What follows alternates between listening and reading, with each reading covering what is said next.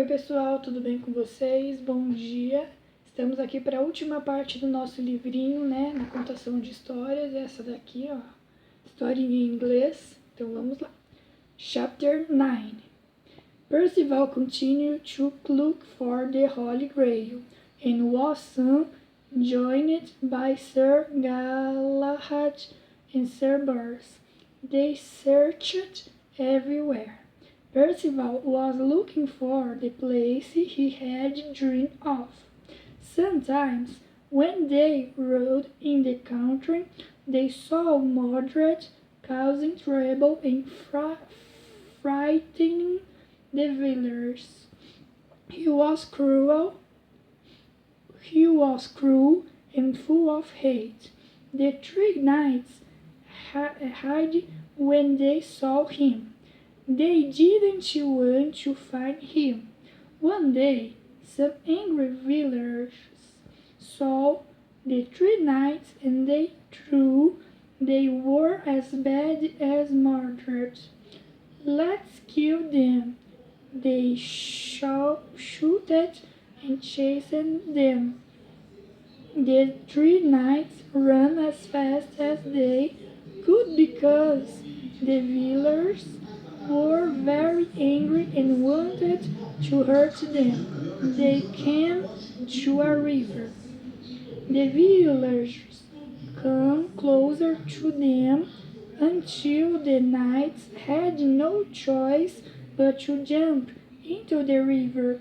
They went down into the cold, dirty water. They all thought they were going to die. They were reaching the bottom when they saw a bright light and heard a voice. "Now you will find the Holy Grail," the voice said. They came up from the water and caught breath again. They stayed in the river and it carried them away to a city ruled by King Storos. Percival realized it was the castle in his dream. The Holy Grail was there. The three knights got out of the river and went to the castle. King Storos was afraid they would take his land, so he put them in prison. But nevertheless, the Holy Grail appeared to them. In fact, Sir Galahad was the first to see it. It was on a table, and around the angels were singing. When Sir Galahad told everyone what he had seen, they believed him. King Storos freed the three knights, and Percival took the Holy Grail to King Arthur. He rode as fast as he could to Camelot to give the Holy Grail to King Arthur. When he arrived at Camelot, he shouted, "King Arthur, I have it! I have the Holy Grail!"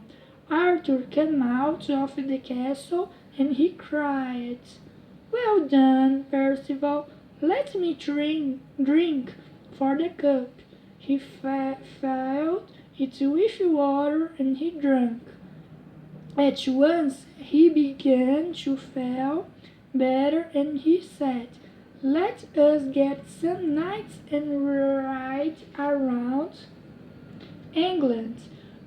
I want to see my people and show them we are good. We may meet Mordred, who is evil and causes trouble and pain," said Kay. "Then we will fight him. I don't want evil in my country," said Arthur. So Arthur and Kay and some loyal knights set off to go on a journey around England. Before they began, Arthur rode into the forest and stopped at a small castle on a hill. He went inside, and there he found Guinevere. She was still beautiful, and she smiled at Arthur. "Welcome, my king," she said. "My dear Guinevere, please forgive me," said Arthur. "I have been foolish to keep you look up here. You are now free. I have drunk from the Holy Grail, and now I'm not you. I want to be good and kind to everyone. Oh, my beloved Arthur, I forgive you, but you must forgive me for my betrayal too," answered Guinevere. "Of course, my love," said Arthur, and they kissed. "I have something for you," said Guinevere. She reached under the bed and she found Excalibur. The sword was shining and beautiful. Excalibur, cried Arthur. "This will help me fight my battles and make peace in England again. Goodbye, dear Guinevere. I will return to you. Goodbye, my love," said Guinevere. Chapter 10. The news of the Holy Grail travelled fast. Soon Lancelot heard of Arthur's recovery and was happy for his friend. He rode all the way to Camelot to congratulate him and ask to be forgiven. There he saw the beautiful Guinevere and realized he still loved her. Sir Gawain was very angry with Lancelot. He believed that Lancelot was a traitor and his betrayal had caused all the troubles. So he challenged Lancelot to fight him. The days of the fight dawned, and all the knights gathered to watch Gawain and Lancelot fight once again. They fought as bravely and as they had done years before, first on their horses using their lances, then on foot with their swords. Finally, Lancelot wounded Gawain seriously, and Gawain admitted that he had been defeated. However, Gawain didn't die during that fight, but a month later. Before he died, he wrote a letter to Lancelot asking him to forgive him for waiting to be Arthur's best friend in Lancelot's place. Meanwhile, King Arthur and his knights were approaching Mordred and his men. There was a thick mist and Mordred couldn't see very well. He didn't know where Arthur was, and in this way Arthur managed to surprise Mordred's men. All through Gawain's goals had warned Arthur not fight that day. The battle began. Arthur's knights fought without fear, and many of Mordred's men were killed. Arthur used Excalibur and fought bravely. One knight fought next to Arthur all the time and helped him a lot. Arthur looked at him. It was Lancelot. "Lancelot, is it you?" cried Arthur. "Yes, my lord, my king, my friend. It is Lancelot," he replied.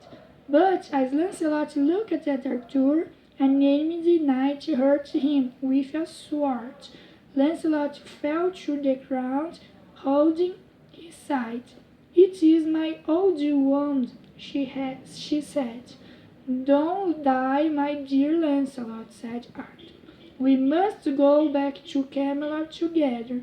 Guinevere will be there." "Ah, dear Guinevere, Did you forgive her? Can you forgive me? Yes, I forgave her. I forgive you too.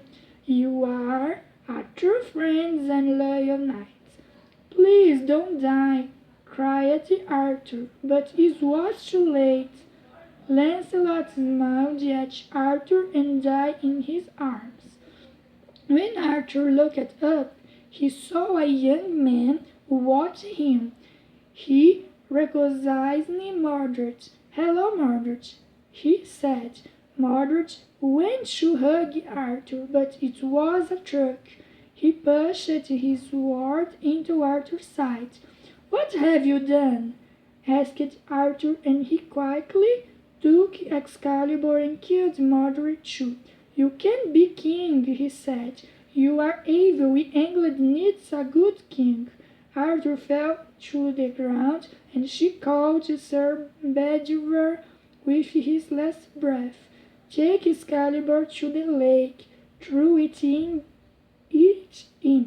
and tell me what about? Arthur told Sir Bedivere. Sir Bedivere did as Arthur asked. He threw the beautiful Excalibur high into the air and into the lake. He was amazed when a hand came up and called the sword. The lady of the lake took back Excalibur. She would give it to next king. Sir Bedivere hurried back to Arthur.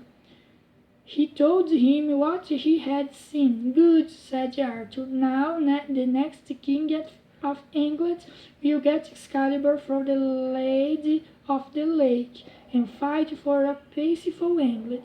Then Sir Bedivere saw a boat coming toward the bank of the lake. Inside the boat were the Lady of the Lake and some other ladies, all dressed in black. When the boat reached the shore, they took King Arthur onto the boat. They took him to the magic island of Avalon to heal his wounds. Legend has it that King Arthur, who had fought for peace all his life, never died. He is still on the island of Avalon, and he will return when his country needs him. Fim, esse é o fim da historinha, essa daqui é a historinha, né? O autor dessa historinha aqui foi uma adaptação de H.Q. Mitchell, a editora é a MM Publications, né? Espero que vocês tenham gostado, foi o ano de publicação 2005, né? Então espero que vocês tenham gostado de tudo, deixa eu mostrar mais uma desenho para quem quiser comprar, né? Apesar de ser um livrinho antigo, tá bom? Espero que tenham gostado de tudo, espero que tenham gostado de toda a contação dessa historinha aqui, que foi dividida em 5 partes, tá bom? Em 10 capítulos. Conto com a participação de vocês em tudo aqui, porque me ajuda bastante. Então curte aí, comenta, compartilha, aciona o sininho, se inscreva, que me ajuda bastante na evolução do canal e crescimento do mesmo também, tá bom? Se quiserem participar aqui do canal, é só nos inscrever pelo e-mail que sempre aparece na descrição, tá bom? Que me ajuda bastante, tá bom? Então participe bastante do canal, por favor, tá bom? Até a próxima, tchau, tchau e se cuidem, tenham um bom final de semana e fiquem com Deus.